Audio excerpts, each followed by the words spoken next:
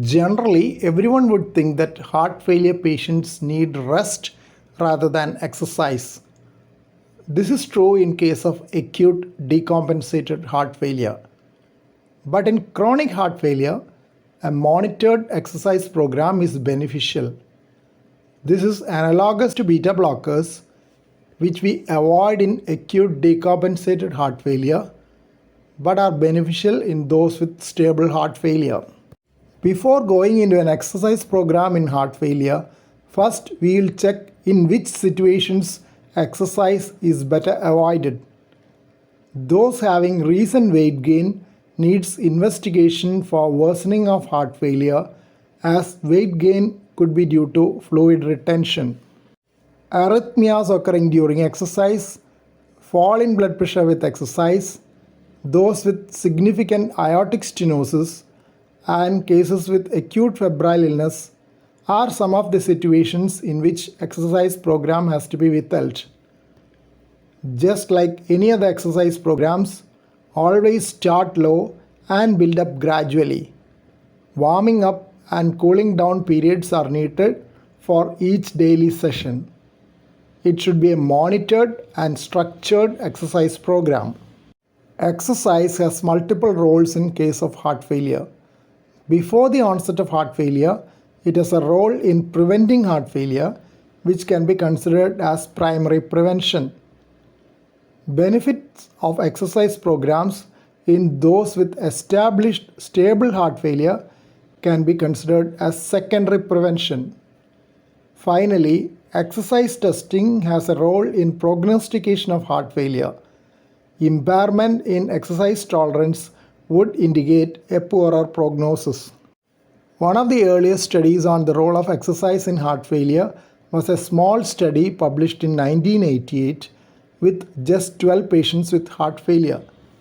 They were ambulatory patients with stable symptoms and underwent conditioning by exercise for 4 to 6 months. Mean training was for 4.1 hours per week at a heart rate corresponding to 75% of peak oxygen consumption. They underwent maximal bicycle exercise testing with direct measurement of central hemodynamics, blood flow to the legs, and metabolic response before and after exercise training. Exercise training reduced resting heart rate and heart rate at submaximal exercise. There was a 23% increase in peak oxygen consumption. On the other side, in patients with symptomatic chronic heart failure, physical inactivity is associated with higher all-cause and cardiac mortality. There was an additive effect of television screen time of more than 4 hours versus less than 2 hours per day on mortality. But there was no significant difference in heart failure hospitalization. At the same time, even modest exercise of 1 to 89 minutes per week was associated with survival benefit. They had analyzed the data from heart failure, adherence, and retention trial HART, which had 902 patients in New York Heart Association class 2 or 3. Both heart failure with preserved ejection fraction and reduced ejection fraction were included in the study. Follow-up period was 36 months. Of the 196 inactive patients in the trial, 171 were propensity matched with 342 active patients.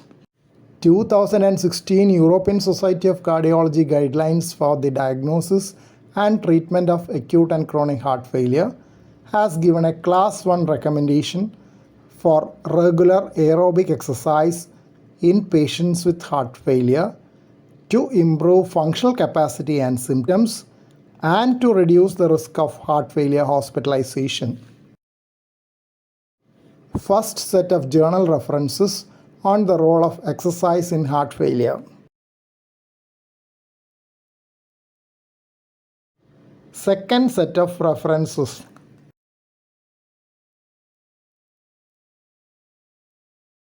Thank you for watching this video. Please subscribe, like, share and post your valuable comment below this video.